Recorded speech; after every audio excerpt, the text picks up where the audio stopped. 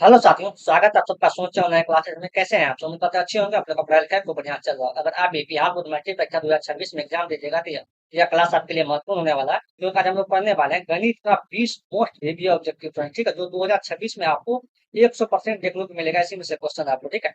अगर आप लोग क्लास में है तो क्लास को लाइक करें, अपने दोस्तों को भी शेयर करें, चैनल को आप लोग जरूर सब्सक्राइब करें इसी तरह क्लास देखने के लिए। और अपने दोस्तों को भी शेयर कर दीजिए, ठीक है। और देखिए, आपको 20 में 20 प्रश्न देखता है। आप तो क्या करते हैं, 1-2 मिनट देखते हैं और चले जाते हैं। आपको लास्ट तक देखना है। अगर अच्छे मार्क्स से आपको पास करना है बिहार गणित में, अगर 50 में 50 ऑब्जेक्टिव आप सही करना चाहते हैं, आप लोग लास्ट तक जरूर देखिएगा प्रश्न का। ठीक है, देखते हैं आज का पहला प्रश्न है आपका यहाँ पे। समांतर श्रेणी 2, 5, 8, 11 डॉट डॉट का 11वां पद क्या होगा? यह भी प्रश्न बिहार बोर्ड में पूछा गया। 11वां पद पूछा गया, ठीक है। कि यहाँ पे प्रथम पद कितना है? तो ए का मान कितना हो जाएगा आपका? 2 हो जाएगा। तो प्रथम पद यही है। और आपके क्या निकालना है? डी का मान निकालना है, तो सारबंतर निकालना है, ठीक है। तो डी क्या होता है? द्वितीय पद माइनस प्रथम पद। द्वितीय पद यहाँ पे 5 है और प्रथम पद कितना है? यहाँ पे 2 है, ठीक है। डी का मान यहाँ क्या होगा? 5 से 2 घटाएंगे तो 3 हो जाएगा। यहाँ देखिए 11वां पद पूछा गया, तो एन का मान कितना हो जाएगा? यहाँ पे 11 होगा, ठीक है। तो एनवां पद का फॉर्मूला क्या होता है? एनवां पद का फॉर्मूला होता है आपका A plus N minus one into D होता है, ठीक है। तो ए का मान यहाँ पे 2 है तो 2 होगा। एन का मान कितना दिया? 11 माइनस 1 इंटू डी। डी का मान कितना हो जाएगा आपका? 3 हो जाएगा। तो 2 का तो 2 लिखेंगे प्लस 10 में से 11 में से 1 गया तो 10 हो जाएगा। गुना कितना होगा आपका? 3 हो जाएगा, ठीक है। 2 प्लस 10 गुना 3 कितना हो जाएगा आपका? 10 गुना 3 30 हो जाएगा। और 30 और 2 को जोड़िएगा तो कितना होगा आपका? 32 हो जाएगा, ठीक है। एक का सही आंसर ऑप्शन नंबर सी हो जाएगा। आप लोग क्लास को लाइक भी करें, अपने दोस्तों को भी शेयर करें, चैनल को आप लोग जरूर सब्सक्राइब करें। देखते हैं 2 नंबर पर, और साथ में आप लोग भी आंसर दीजिएगा, ठीक है। ठीक है, 2 का प्रश्न है आपका यहाँ पे कि रूट 5 एक संख्या है। तो रूट 5 एक संख्या है, क्या होगा? परिमेय संख्या, अपरिमेय संख्या, पूर्णांक संख्या, प्राकृतिक संख्या। तो रूट 5 क्या है? एक अपरिमेय संख्या है। देखिए, अगर आपसे रूट 5 पूछा गया तो रूट 5 का तो वर्गमूल नहीं निकलेगा। जब रूट 5 का वर्गमूल नहीं निकलेगा तो यह क्या हो जाएगा? अपरिमेय संख्या। जैसे कि यहाँ पे लिखा रहता है रूट 4, तो रूट 4 का वर्गमूल निकलेगा। कितना निकलेगा? यहाँ पे 2 होगा। रूट 4 का वर्गमूल कितना होगा? 2 होगा। यह क्या होगा? परिमेय संख्या। देखिए, जिसका वर्गमूल निकलेगा वह होगा परिमेय संख्या। जिसका वर्गमूल नहीं निकलेगा वह क्या होगा? अपरिमेय संख्या। आपको ध्यान रखना। जैसे रूट 5 का क्या होगा? वर्गमूल नहीं निकलेगा तो यह होगा अपरिमेय संख्या। दो का सही आंसर ऑप्शन नंबर क्या होगा आपका? बी हो जाएगा। देखते हैं 3 नंबर प्रश्न। आप लोग भी साथ में कमेंट में आंसर दीजिए और बताइएगा आंसर भी साथ में। ये 3 का प्रश्न है कि निम्न में से कौन सी अपरिमेय संख्या नहीं है? अपरिमेय संख्या नहीं है, इसका मतलब क्या होगा? परिमेय संख्या के बारे में पूछा गया है, ठीक है। तो देखिए, हम फिर बोलते हैं एक बार, जिसका वर्गमूल निकलेगा वह क्या होगा? परिमेय। जिसका वर्गमूल नहीं निकलेगा वह क्या होगा? अपरिमेय। जैसे कि यहाँ पे देखिए रूट 10 है, रूट 10 का वर्गमूल नहीं निकलेगा तो यह क्या होगा? क्या होगा? अपरिमेय हो जाएगा। लेकिन अपरिमेय नहीं है के बारे में पूछा गया, परिमेय पूछा गया। रूट 24 का भी वर्गमूल नहीं निकलेगा, रूट 35 का भी वर्गमूल नहीं निकलेगा, लेकिन रूट 121 का वर्गमूल कितना होता है? 11 होता है। तो यही क्या होगा? अपरिमेय नहीं है, ठीक है। इसका मतलब यह परिमेय संख्या है। इनका सही आंसर ऑप्शन नंबर डी हो जाएगा। देखते हैं 4 नंबर प्रश्न। ये 4 का प्रश्न है आपका यहाँ पे कि बिंदु -3, -5 किस पाद में स्थित है? किस पाद में स्थित है यह आपको बताना है। देखिए, प्रथम पाद में क्या होता है? चतुर्थांश में प्लस कोमा प्लस होता है, ठीक है। द्वितीय में क्या होता है? द्वितीय में होता है आपका प्लस माइनस कोमा प्लस। द्वितीय में क्या होता है आपका? माइनस कोमा प्लस होता है। तृतीय में क्या होता है आपका? माइनस कोमा माइनस होता है। चतुर्थ में क्या होता है? प्लस कोमा माइनस होता है, ठीक है। यहाँ पे देखिए -3 कोमा लिखा हुआ है और -5 लिखा हुआ है। तो आपको संख्या से कोई मतलब, यहाँ 3 और 5 से कोई मतलब नहीं होना चाहिए, ठीक है। आपको सिर्फ मतलब है चिन्ह से। चिन्ह यहाँ देखिए 3 माइनस में दिया हुआ है और 5 भी माइनस में दिया हुआ है। तो माइनस माइनस किस में है? तो माइनस में देखिए तृतीय और चतुर्थांश में स्थित है, ठीक है। या तृतीय पाद देगा या चतुर्थांश देगा, एक ही बात होता है। 4 का सही आंसर ऑप्शन नंबर सी होगा। देखते हैं 5 का प्रश्न। आप लोग भी साथ में आंसर दीजिएगा जिसमें प्रश्न आंसर आता होगा आपको, ठीक है। देखिए, 5 का प्रश्न है आपका यहाँ पे कि यदि रूट 2 cos थीटा बराबर 1 हो तो थीटा का मान होगा। थीटा का मान पूछा गया है, ठीक है। यहाँ देखिए, रूट 2 cos थीटा बराबर कितना दिया हुआ? 1 दिया हुआ है, ठीक है। तो हमको थीटा का मान पूछा गया। देखिए, रूट 2 गुना में इससे लिखेंगे तो क्या होगा? भाग में हो जाएगा। तो यहाँ से cos थीटा बराबर कितना हो जाएगा? 1/√2, ठीक है। एक बात बताइए, आप cos कितना डिग्री का मान होता है? 1/2। आप कहिएगा cos 45 डिग्री का मान कितना होता है? cos 45 का मान 1/√2 होता है, ठीक है। 1 बटे कितना होता है? √2 होता है।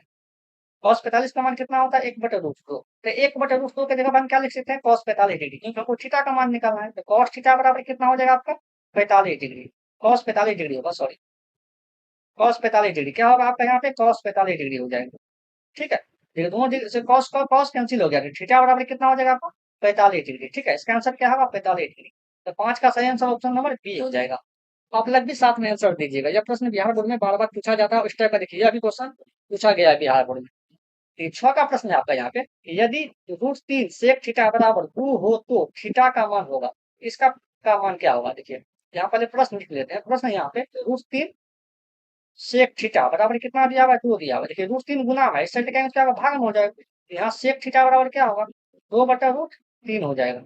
ठीक है, तो देखिए सेक कितना डिग्री का मान होता है? सेक कितना डिग्री का मान √3 √2/3 होता है? आप लोग कमेंट करके बताएं। सेक कितना डिग्री का मान होता है? सेक 30 डिग्री का मान होता है। सेक 30 का मान कितना होता है? तो 2/√3 होता है। ठीक है, 2/√3 होता है, आपको ध्यान रखना है।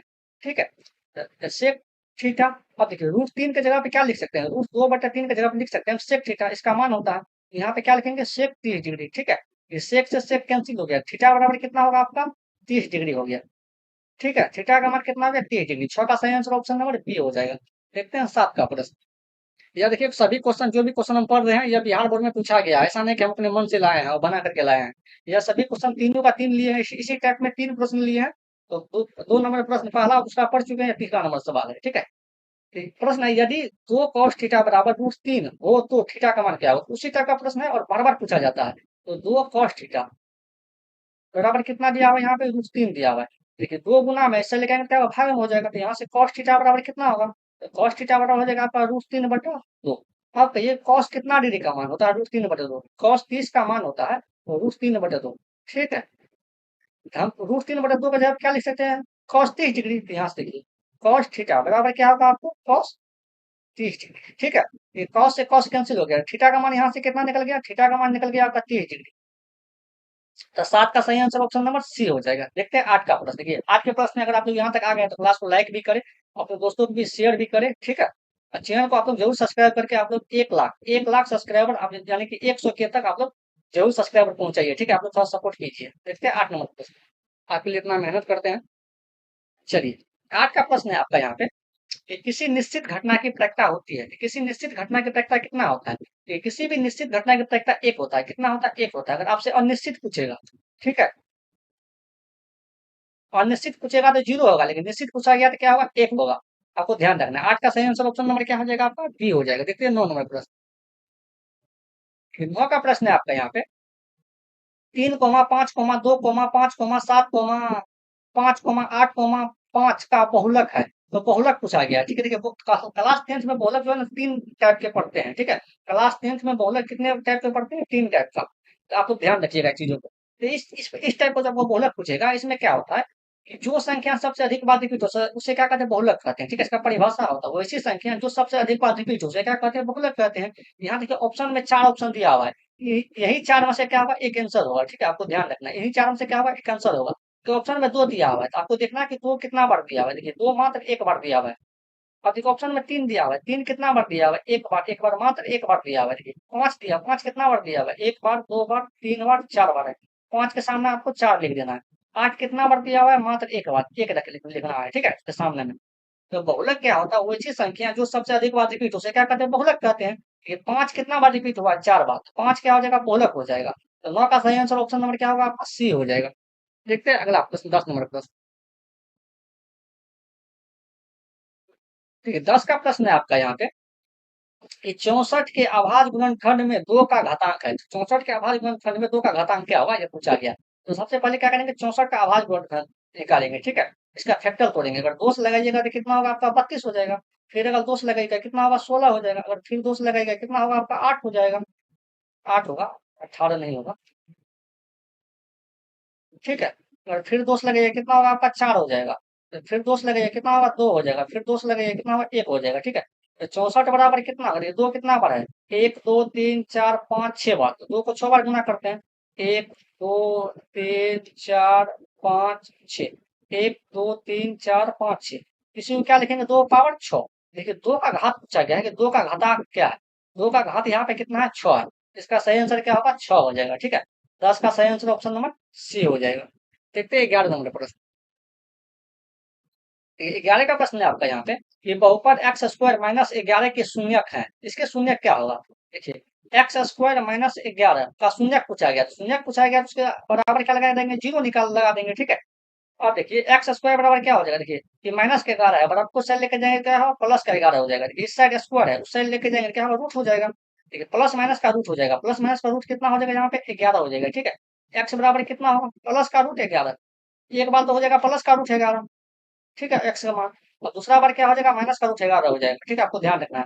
प्लस का रूट 11 और माइनस का रूट 11 एक्स का मान हो जाएगा। तो सही आंसर 11 का सही आंसर ऑप्शन नंबर डी हो जाएगा। देखिए, इसका बनाने का दो तरीका है, आप तो यही तरीका से बनाइएगा, आपको गलत होने का चांस बहुत कम होगा, ठीक है। दूसरा दूसरा भी तरीका है इसका बनाने का। 12 नंबर प्रश्न है आपका यहाँ पे 12 का, कि बहुपद 6x² माइनस का 11x+3 के शून्यकों का योग होगा। शून्यकों का योग क्या होगा, तो शून्यकों का योग जो होता है ना, अल्फा प्लस बीटा का मान, वह क्या होता है, माइनस का बी बटा ए, माइनस का बी बटा ए होता है। यहाँ देखिए ए का मान क्या होता है, ए का जो मान होता है ना, वह x² का गुणक होता है। x² गुणक यहाँ दिया हुआ है, यहाँ पे 6 दिया हुआ है, ठीक है। और बी का जो मान होता है वह एक्स का गुणक है, बी एक्स का गुणक कितना दिया हुआ है यहाँ पे, माइनस का 11, तो माइनस का 11 देंगे, चिन्ह सहित लेना है। और सी का मान कितना दिया हुआ है यहाँ पे 3, तो 3 लिखेंगे, ठीक है। देखिए बी में तो माइनस पॉलिश लगा हुआ है, बी का मान माइनस 11 है, तो माइनस के क्या लिखेंगे, 11 लिखेंगे, बटा कितना होगा ए का मान 6 दिया हुआ है, और माइनस गुना माइनस करेंगे प्लस 11 हो जाएगा, बटे कितना होगा 6, तो 11/6 इसका आंसर हो जाएगा। 12 का सही आंसर ऑप्शन नंबर सी हो जाएगा। देखते हैं 13 नंबर प्रश्न। देखिए 13 का प्रश्न है आपका यहाँ पे, कि 2x माइनस 3y+1 बराबर 0 तथा 3x+y+2 बराबर 0 के कितने हल हैं। यह प्रश्न 2025 में पूछा गया बिहार बोर्ड में, जो अभी 13 नंबर में पढ़ रहे हैं। तो कितने हल होंगे, तो सबसे पहले a1/a2 का मान निकालते हैं, a1/a2। a1 का मान कितना है यहाँ पे, देखिए 2 हो जाएगा, ठीक है, और a2 का मान कितना होगा यहाँ पे 3 हो जाएगा। फिर निकालेंगे b1/b2 का मान, तो b1 का मान कितना है यहाँ पे माइनस का 3, तो माइनस का 3 लिखेंगे। तो b2 का मान कितना दिया हुआ है यहाँ पे 1, और -3 में 1 से भागा देंगे तो कितना होगा, -3 हो जाएगा। देखिए यहाँ पे a1/a2 का मान दिया हुआ है 2/3, लेकिन b1/b2 का मान है -3, ये दोनों बराबर नहीं है, a1/a2 बराबर नहीं है b1/b2 का, ठीक है। तो ये कौन सा रेखा के फॉर्मूला होता है, तो यह प्रतिच्छेदी रेखा का होता है, ठीक है, प्रतिच्छेदी रेखाएं के फॉर्मूला होता है, ठीक है। और प्रतिच्छेदी रेखाएं का क्या होता है, केवल एक हल होता है, केवल एक हल होता है, केवल एक हल होता है, ठीक है। तो केवल एक हल हो जाएगा, केवल एक हल में है, केवल एक हल होगा, ठीक है। तो 13 का सही आंसर ऑप्शन नंबर क्या होगा आपका, ए हो जाएगा, केवल एक हल। देखते हैं 14 का प्रश्न। 14 का प्रश्न है आपका यहाँ पे, कि अभी प्रश्न बिहार बोर्ड 2025 में पूछा गया 14 नंबर प्रश्न, कि प्रथम n प्राकृत विषम संख्याओं का योग। तो देखिए प्रथम n प्राकृत विषम संख्याओं का योग क्या होता है, n² होता है, या फॉर्मूला होता है। यहाँ पे n दिया हुआ है तो n का स्क्वायर हो जाएगा, ठीक है। तो 14 का सही आंसर ऑप्शन नंबर क्या होगा आपका, बी हो जाएगा, ये डायरेक्ट फॉर्मूला होता है, आपको ध्यान रखना है। देखते हैं अगला प्रश्न 15 नंबर। ठीक है, 15 का प्रश्न है आपका यहाँ पे, कि समांतर श्रेणी 1,4,7,10 डॉट डॉट के प्रथम 20 पदों का योगफल। तो प्रथम 20 पदों का योग पूछा गया, ठीक है। यहाँ देखिए प्रथम पद कितना हो जाएगा, प्रथम पद क्या होगा 1 होगा, और देखिए डी क्या होगा, सारबंतर, डी का मान होगा द्वितीय पद माइनस प्रथम पद, द्वितीय पद यहाँ पे 4 है और प्रथम पद कितना है -1, तो 4 में से 1 घटाएंगे कितना होगा 3 हो जाएगा। और एन का मान कितना दिया हुआ है, एन का मान है यहाँ पे 20, ठीक है। एन पदों का योगफल क्या होता है, फॉर्मूला एस एन बराबर, फॉर्मूला होता है n/2 2a + n-1 into D, यह फॉर्मूला होता है, आपको ध्यान रखना, यह डायरेक्ट फॉर्मूला भी पूछा जाता है। n का मान कितना दिया हुआ है यहाँ पे 20, तो 20 लिखेंगे, बटा कितना हो जाएगा 2 हो जाएगा, 2 गुना a का मान कितना है 1, 1 लिखेंगे, प्लस n का मान कितना है आपका 20 -1 इंटू डी, डी का मान कितना है आपका 3, को 3 लिखेंगे, ठीक है। देखिए 20 को 2 से काटेंगे, कितना बार कटेगा 10 बार में, तो 10 लिखेंगे यहाँ पे, 1 गुना 2 करेंगे तो 2 हो जाएगा, 20 में से 1 घटाएंगे तो क्या होगा 19 होगा, गुना कितना हो जाएगा आपका 3 हो जाएगा, ठीक है। यहाँ 10 लिखेंगे, 2 + 19 दिया कितना हो जाएगा आपका 57 हो जाएगा, 19 दिया 57। देखिए 10 और गुना 57 को 2 को जोड़ेंगे कितना होगा 59 हो जाएगा, 59 को 2 से गुना करेंगे तो कितना, सॉरी 59 को अगर 10 से गुना करेंगे कितना होगा 5 से 90 हो जाएगा। इसका सही आंसर क्या होगा 5 से 90 हो जाएगा। 15 का ऑप्शन नंबर सी हो जाएगा। देखिए अगर आप लोग यहाँ तक आ गए तो क्लास को लाइक भी करें, ठीक है, अपने दोस्तों को भी शेयर भी करें, चैनल को जरूर आप लोग सब्सक्राइब करें, इसी तरह क्लास देखने के लिए सब्सक्राइब कर लीजिए, और एग्जाम तक हम आपके साथ रहेंगे, ठीक है। तो आपको लास्ट तक जरूर देखना है। देखिए 16 का प्रश्न है आपका यहाँ पे, कि एक मीनार मीनार एक एक सॉरी एक 12 मीटर ऊंचे खंभे की जमीन पर पड़ रही छाया की लंबाई 4√3 मीटर है, तो सूर्य का उन्नयन क्रम क्या होगा। देखिए एक पर है 12 मीटर ऊंचे खंभा है, यह एक खंभा है जिसकी ऊंचाई दिया हुआ है आपका 12 मीटर, ठीक है। खंभे खंभे जमीन पर पड़ रही इसकी छाया, तो जमीन के पर पड़ रही छाया, यह छाया हो कि लंबाई कितना दिया हुआ है 4√3 मीटर दिया हुआ है। अगर उसका उन्नयन कोण दोनों को मिला देंगे, दोनों मिला के जो यहाँ कोण बनेगा यही क्या होगा उन्नयन कोण, यही थीटा होगा, ठीक है। इसी कोण का मान पूछा गया है। तो यहाँ देखिए अगर थीटा है तो लंब हो गया, आधार हो गया, तो लंब आधार क्या होता है, टेन थीटा बराबर क्या होता है, लंब बटा आधार। टेन थीटा लिखेंगे, आधार बटा लंब, आधार टेन थीटा बराबर क्या होता है, लंब बटा आधार, सॉरी लंब कितना है 12, बटा आधार कितना दिया हुआ है 4√3, 4 से कटेंगे 12 कितना बार में कटेगा, 3 बार में, ठीक है। तो टेन थीटा बराबर कितना हो जाएगा आपका यहाँ पे 3/√3। तो देखिए हम 3 को क्या लिख सकते हैं, 3 को लिख सकते हैं हम √3 गुना √3, ऐसा हम इसको लिख सकते हैं, ठीक है। तो यहाँ देखिए टेन थीटा बराबर कितना होगा आपको √3 गुना √3, ठीक है। तो कितना होगा √3 से रूट कैंसिल, टेन थीटा बराबर कितना होगा √3। अच्छा टेन थीटा कितना डिग्री का मान √3 होता है, तो टेन 60 डिग्री का मान कितना होता है √3 होता है, ठीक है। टेन से टेन कैंसिल, थीटा का मान यहाँ से कितना निकल गया आपका 60 डिग्री, ठीक है। इसका आंसर कितना होगा 60 डिग्री। 16 का सही आंसर ऑप्शन नंबर ए हो जाएगा। देखते हैं अगला नंबर प्रश्न 17 का।